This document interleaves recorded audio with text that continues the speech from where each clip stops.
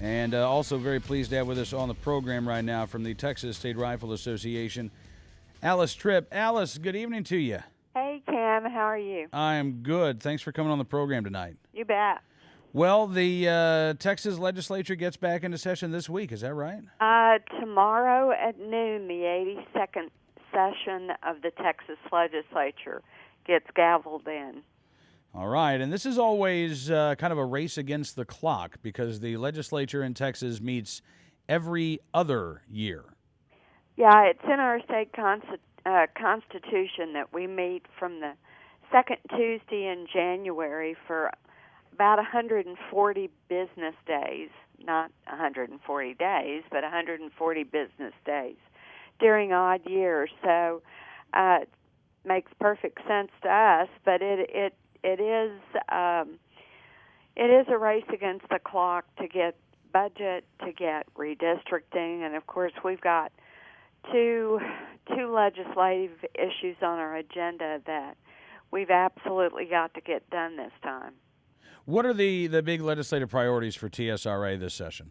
Well, the number one priority, and this is the fourth session, I am really tired of working on this one.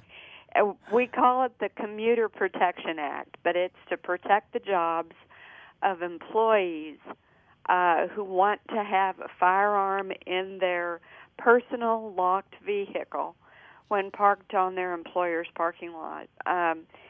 This is not due to state law as much as it's due to employers' no firearms policies. So we've got 400,000 concealed handgun licensees in Texas, not to mention youth coaches, hunters, other people with legal possessed firearms in their vehicle who make a decision every day on whether to risk sometimes their lives or risk losing their jobs, and this is to protect them. Yeah, I remember a couple of years ago, you said this is the fourth session. I'm trying to remember if this was the last session or the one before, but one of the hearings for the legislation, I thought that there was somebody from Southwest Airlines who talked about their company's policy, because I thought their company's policy was really interesting. Well, Texas-based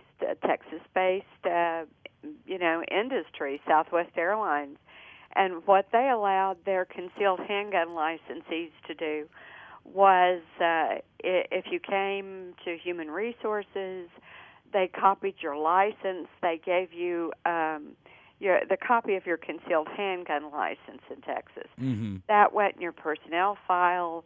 They gave you a document to put in your glove compartment that said you were carrying on the airline's property with the airline's permission. So even though that may not sound like an ideal situation, and it's not what we want in the legislation, here we had a company based in Homeland Security making that kind of outreach to their employees who had concealed handgun licenses. So it can be done. We heard all kinds of crazy allegations from businesses like the Chemical Council, the gas and oil industry, who implied that, somebody could drop their firearm in the parking lot, there could be an accidental discharge, an entire city would explode into a fiery ball. So, it was craziness. And over the years, all of that's peeled away like an onion. And now we have, for the first time, Texas has what's referred to as a supermajority of Republicans in the House. We can hope that this supermajority, which is 101 Republicans, see their way clear to, before we get mired down with redistricting and with the budget, to give Texans this kind of protection. There are 13 other states that already have it. Texas is long overdue. In fact, Oklahoma, I hate to mention this, Alice. Oh, yeah. Given that I, grew up and spent many adult years in Oklahoma, but Oklahoma has had this for a number of years. Well, they got it started. They it was did. actually a Texas Democrat David Farabee, a House member from Wichita Falls, right on the Oklahoma border, that first filed this 8 years ago. And but our opposition has been big business and big money.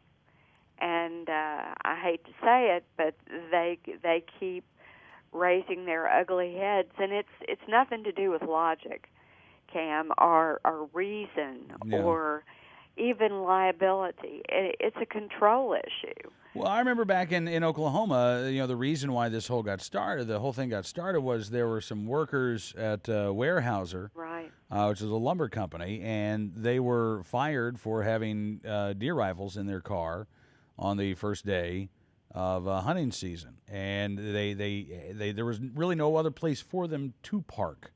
It's not like they could have parked anywhere but the company lot. And there were people in Oklahoma, I think, understandably and rightfully so, said this is ridiculous. This is no reason for somebody to lose their job. That's right.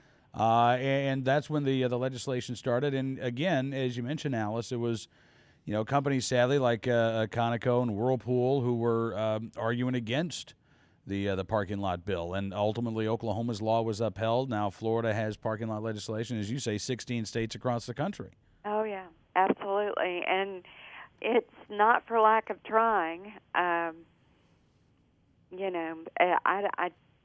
We've got to get it done this time. We've just got to. Between that, and then the other one is concealed carry on campus, which of course came out of the Virginia Tech tragedy. Mm-hmm. And last session, 2 years ago, both these bills, by the way, have passed in the Texas Senate. The Texas House has been where the clock has run out on us. But last legislative session, the campus bill had over 80 co-authors, and our Texas House has 150 legislators. So we had more than half of the legislature co-authoring the bill, which is kind of a promise in advance to vote for it. And yet the clock ran out on it. So anybody who thinks college campuses aren't predator magnets are very naive people. So we're talking about, in that case, concealed handgun licensees who are adults, who've taken a course, who've submitted to a background check, who've had training. They deserve the option of this personal safety. Well, and Alice, this is, again, I think, going to be an issue around the country, not just in Texas. But you've seen at, Texas State University? The student government there passed a resolution in favor of campus carry. Students for Concealed Carry on Campus is very active in the Lone Star State. So this seems like this is an issue that is certainly resonating on college campuses in Texas. Absolutely. We've heard from handicapped students that are wheelchair bound who say, we're vulnerable. We've heard from young female graduate students who've actually been raped on campus. And you might not be aware, but it took federal law to get college campuses to even report crime properly. I was aware of that, actually. You're right. They had to pass a law a few years ago because the colleges were not reporting on-campus incidents in a timely manner. And students Absolutely. and parents were wondering, what's going on here. The Jean Cleary Act required not only that these violent crimes on campus be reported, but they be reported in a uniform format and not misreported or underreported, because it is that kind of a problem. And we've got junior colleges that are in downtown areas where you step out the door and you're off campus. Yeah. So you're effectively disarmed not only adult students, but faculty, staff, anybody that works for the university. So these two bills are wholly about Texans' personal safety, and we have got to get these done this time. There's no excuse. Well, Alice, what should Texas gun owners be doing right now? Well, we've got the Senate bill for what we the short word for it is the parking lot issue. The employer parking lot bill is filed in the Senate. It's carried by Senator Glenn Hager, a Republican from Katy, which is just west of Houston.